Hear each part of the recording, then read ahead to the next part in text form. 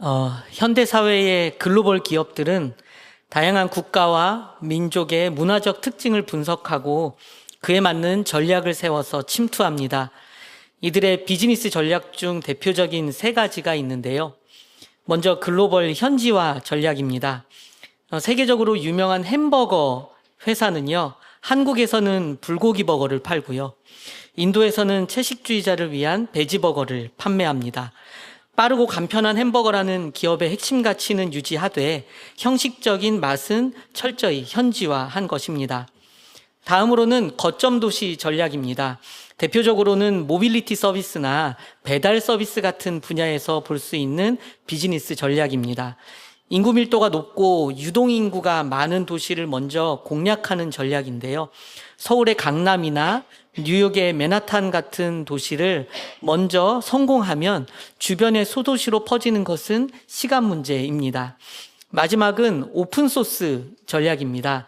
예를 들어 프로그램 개발 코드를 모두에게 공개해서 전 세계 개발자들이 스스로 생태계를 구축하고 기여하게 만든다거나 맛집 레시피를 무료로 공개해서 누구나 가게를 열 수 있도록 하는 것입니다. 언뜻 보면은 고생해서 만든 핵심 자산을 공짜로 퍼주는 것처럼 보이지만 사실상 가장 적은 돈으로 가장 빠르게 시장의 판을 지배하는 전략이라고 볼 수 있습니다. 이처럼 세상의 기업들은 자신의 가치와 수익을 극대화하기 위해 선도적인 전략을 세워나갑니다. 그런데 흥미롭게도 지금의 글로벌 기업들이 사용하는 이 전략들은 이미 오래전 사도 바울이 세운 선교 전략에서 크게 벗어나지 않은 것을 발견할 수 있습니다. 사도 바울은 유대인들을 만나면 구약 성경과 율법이라는 익숙한 언어로 접근했습니다. 철학의 도시 아테네에서는 성경 말씀 대신 그리스 시인의 시를 인용해 철학적으로 접근했습니다. 철저한 글로벌 현지화 전략이라고 볼 수 있습니다. 거점 도시 전략의 측면에서는 어떻습니까? 사도 바울은 생각 없이 아무 장소나 찾아다니지 않았습니다. 주요 선교지였던 빌립보, 데살로니가, 고린도, 에베소, 로마 도시 모두 교통과 물류, 문화의 중심지인 소위 메가시티를 선택해서 공략했습니다. 복음이 전파되기 위한 최적의 조건을 찾은 것입니다. 바울은 이 같은 거점 도시에 교회를 세운 뒤 디모데나 디도와 같은 현지 리더들에게 권한을 위임한 후 다른 지역으로 떠났습니다. 자신이 다 하려고 하지 않고 적재적소에 동역자를 세운 것입니다. 복음에 대한 레시피 또한 무료로 공개했습니다. 구원의 복된 소식을 특정 집단이 독점하게 두지 않고 이방인이라 할지라도 누구라도 자유롭게 알 수 있도록 수많은 편지들을 세상에 공개해 오픈소스화한 것입니다. 여기까지 살펴보면 사도 바울은 어떤 면에서는 그야말로 천재적인 글로벌 비즈니스 전략가라고 볼 수 있습니다. 하지만 바울은 자신의 능력을 비즈니스가 아닌 복음 전파에 사용했습니다. 그의 선교 전략은 누구보다 탁월했습니다. 사도 바울이 예수님께서 땅끝까지 복음을 전하라는 말씀에 최선을 다해서 순종할 수 있었던 것은 그를 돕는 많은 동역자들이 있었기 때문입니다. 오늘 본문에서는 사도 바울이 호명한 26명의 이름이 등장합니다. 언뜻 보면은 단순한 이름의 나열로 보이지만 이들은 모두 자신의 삶을 들여서 사도 바울과 함께 하나님 나라의 사역에 동참한 사람들이었습니다. 바울은 그들의 이름 앞에 마음을 담은 호칭을 붙여서 고마움과 애정을 표현했습니다. 로마서 16장은 민족과 계급이 중요했던 당시의 문화 속에서 사도 바울을 중심으로 한 초기 교회가 이러한 신분과 경계를 뛰어넘어 공동체를 이루며 그리스도의 복음 사역에 힘썼던 것을 보여주는 중요한 대목입니다. 본문에서 가장 먼저 등장하는 인물은 베베입니다. 베베는 갱그레아 지역의 교회를 잘 섬기고 있었던 핵심적인 여성 사역자였습니다. 갱그레아는 사도행전 18장에서 바울이 머리를 깎았다라고 기록되는 곳으로 고린도에서 동남쪽으로 10km 정도 떨어진 작은 항구 도시였습니다.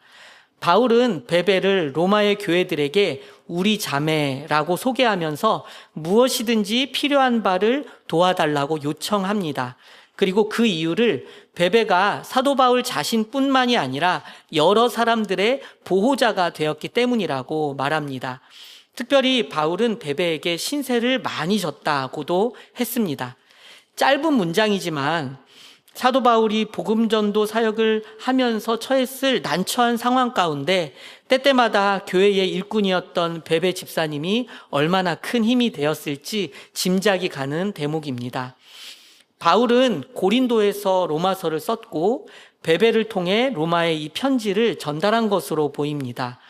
바울이 보낸 로마 교회를 위한 편지, 즉 로마서를 품고 고린도에서 로마까지 먼 길을 떠났을 베베, 그녀에게 이 귀중한 편지를 맡길 만큼 바울은 베베를 신뢰했고 그녀 또한 자신의 사명이 어떤 것인지 잘 알았을 것입니다.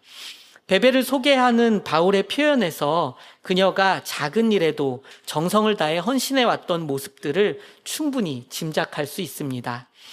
다음으로 소개되는 인물은 브리스가와 아굴라 부부입니다. 바울은 이들을 예수 안에서 나의 동역자라고 소개합니다. 이들은 로마에 거주하던 유대인으로 고린도에서 바울을 처음 만납니다. 직업 또한 바울과 같아서 함께 천막을 치며 생활을 했습니다. 브리스가와 아굴라 부부는 바울과 동역하면서 에베소까지 이동을 하고요. 에베소에서 이들 부부는 요한의 세례만 알고 있었던 아볼로에게 예수 그리스도의 복음을 전하게 되고 다시 로마로 돌아가 가정교회를 세워서 복음 전하는 일에 힘을 씁니다. 특별히 브리스가와 아굴라 부부는 사도 바울을 위해 자신들의 목숨까지도 내어놓는 충성스러운 사람이라고 소개됩니다. 베베와 마찬가지로 사도 바울은 이 부부가 자신뿐 아니라 이방인의 모든 교회들에게도 감사하는 대상이 된다고 소개합니다. 이후에 소개되는 아시아에서 그리스도께 처음 맺은 열매였던 에베네도에게 바울은 나의 사랑하는 이라는 소개를 덧붙입니다. 암블리아에게도 주 안에서 내 사랑하는 이라고 말합니다. 스다구에게도 나의 사랑하는 이라고 따뜻하게 부릅니다.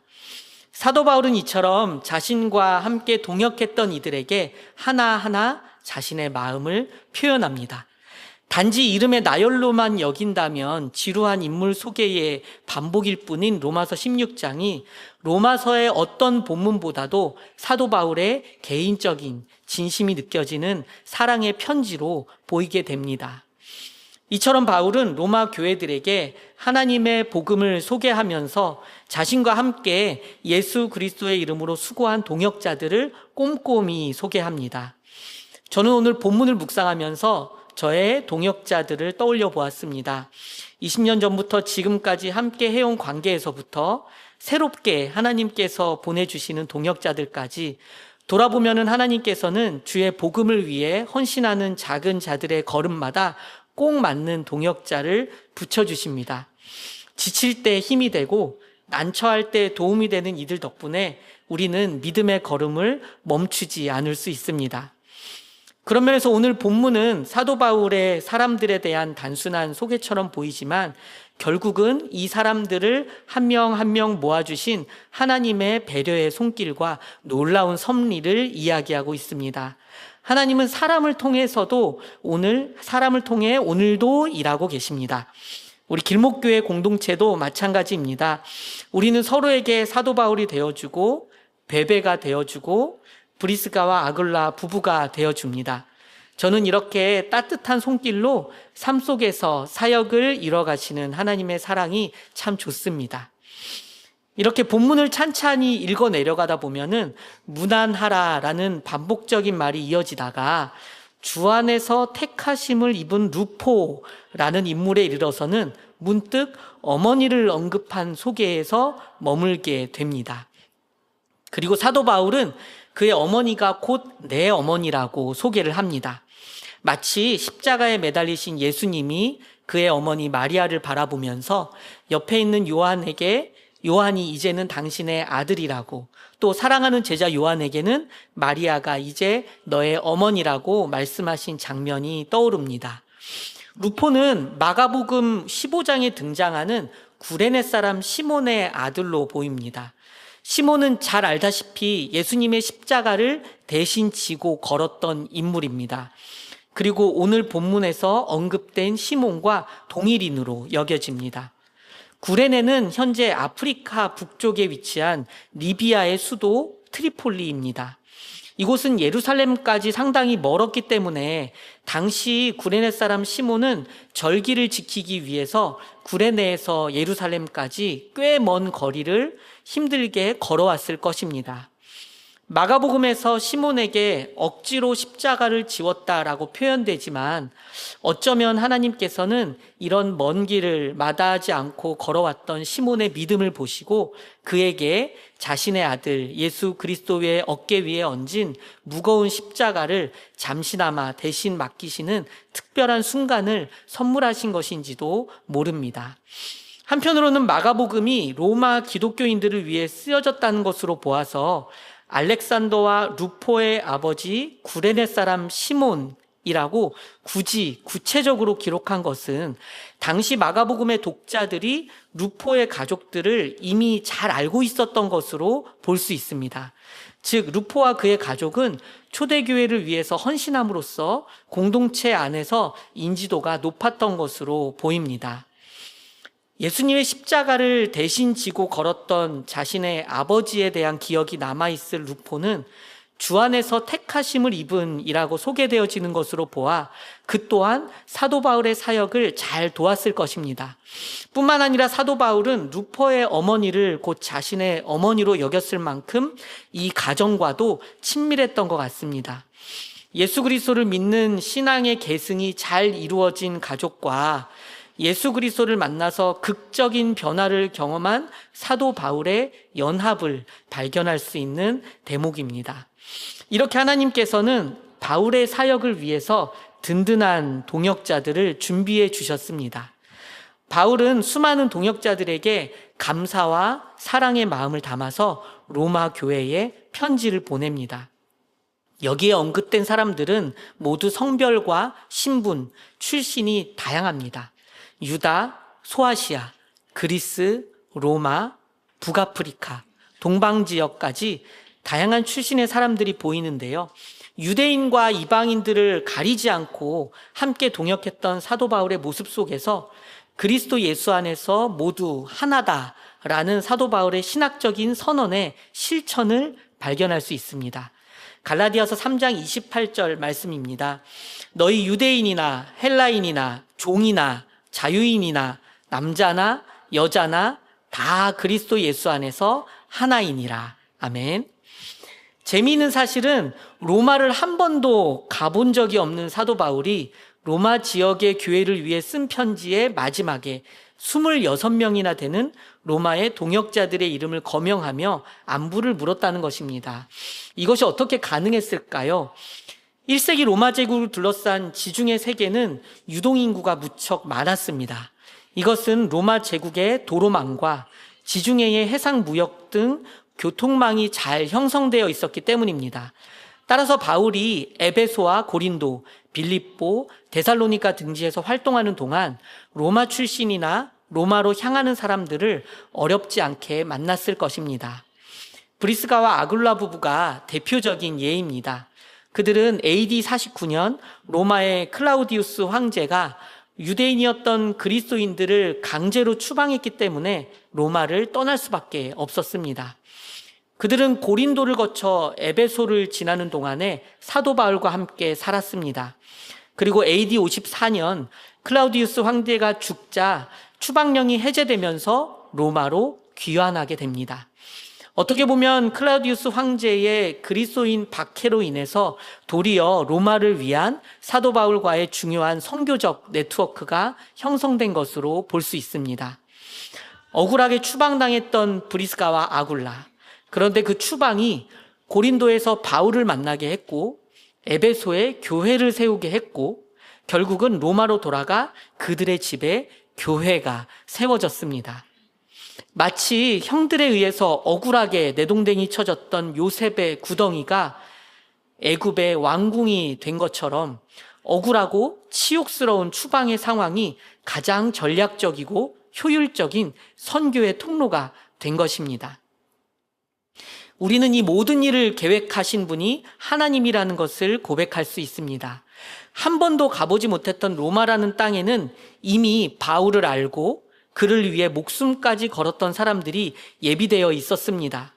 이것을 통해 우리는 하나님의 사람이 보내심을 받은 선교지에 도착하기도 전에 이미 하나님은 누군가를 먼저 보내서 하나님께서 먼저 선교를 시작하고 계신다는 것을 알 수 있습니다. 베베가 한 일은 사도 바울에게서 받은 편지 한 통을 로마까지 가져간 것뿐이었습니다. 여성으로서 고린도 지역에서 로마까지 심부름꾼의 역할을 감당한 것은 어찌 보면은 보잘것없이 보일 수도 있습니다. 하지만 그 편지가 로마서라면 이야기가 다릅니다.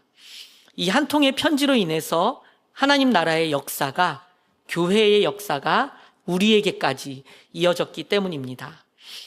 우리도 나중에 누군가에게 어떤 사람 누구 이렇게 불리게 될 날이 올 것입니다. 인생을 충분히 살아보신 성도님이라면 함께 했던 사람을 소개할 때 나름의 수식어를 붙여본 경험도 있으실 겁니다. 사람도 이렇게 함께 동역한 이들을 기억하는데 하나님께서도 당연히 우리를 호명하고 기억하지 않으시겠습니까? 나의 사랑하는 동역자 이건명, 주 안에서 택하심을 받은 권준희, 권다희, 김하윤, 이도연.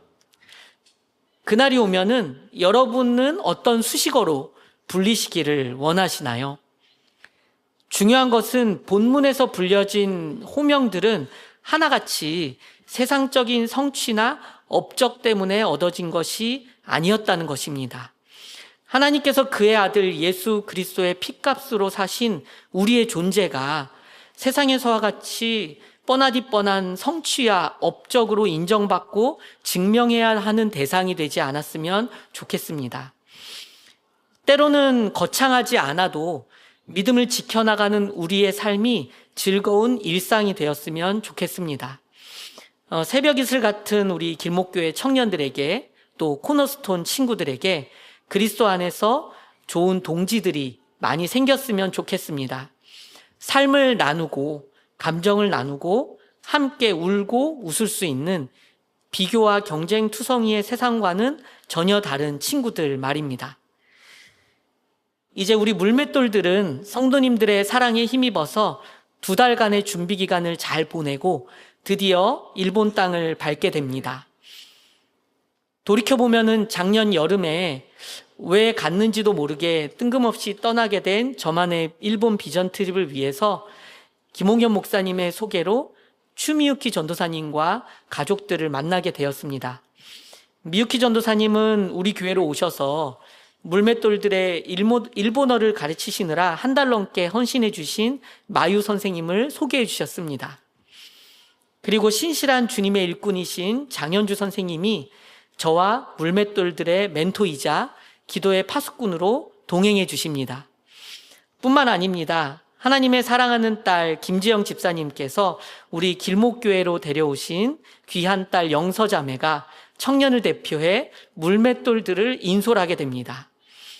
이 모든 일은 하나님의 손길 안에서 보내는 선교를 이미 시작하신 길목교회 모든 성도님들의 헌신적인 후원과 기도로 이루어졌습니다. 뿐만 아닙니다. 이미 일본에서는 기타야마 목사님과 정혜임 사모님을 비롯한 고베 그리스도 영광교회가 예비되어 있습니다. 고베 대지진 가운데에서 지역사회를 위해서 헌신적으로 봉사해온 이 교회를 만나게 하신 하나님의 놀라운 섭리 가운데 우리 모두가 동참하고 있습니다. 저는 물맷돌 칠구들도 오늘 본문의 사도 바울처럼 하나님의 섬세한 손길을 기억하고 옆에 있는 서로가 하나님이 보내주신 둘도 없는 동역자라는 것을 깨달으며 살아갔으면 좋겠습니다. 무더위를 뚫고 나아갈 4박 5일간의 영적 여정 가운데 하나님의 나라를 느끼고 변화되고 성장하는 시간이 되기를 간절히 소망합니다. 사도 바울은 동역자들을 소개하는 안부 인사를 마치면서 로마 교회와 말씀을 읽고 있는 우리 모두에게 이렇게 권면합니다. 로마서 16장 19절에서 20절 말씀입니다. 너희의 순종함이 모든 사람에게 들리는지라. 너희가 선한데 지혜롭고 악한데 미련하기를 원하노라. 평강의 하나님께서 속히 사탄을 너희 발 아래 상하게 하시리라. 우리 주 예수의 은혜가 너희에게 있을지어다. 아멘. 사랑하는 길목교회 성도 여러분, 우리는 오늘도 따스한 성령님의 능력에 힘입어 이 자리에 나왔습니다. 당장의 삶이 분주하고 위태롭고 고통스러움의 연속일 수 있지만 결국 우리는 이 예배의 자리에 앉아 있습니다. 이것이 사도 바울이 목숨을 다해서 동역자들과 함께 애쓴 열매입니다.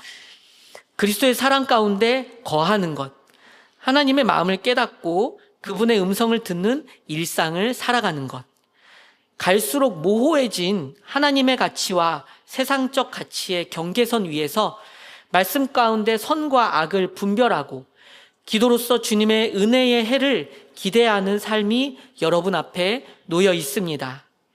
망설이지 말고 지체하지 말고 함께 그 삶을 살기로 선택하는 저와 여러분이 되시기를 주님의 이름으로 축복합니다.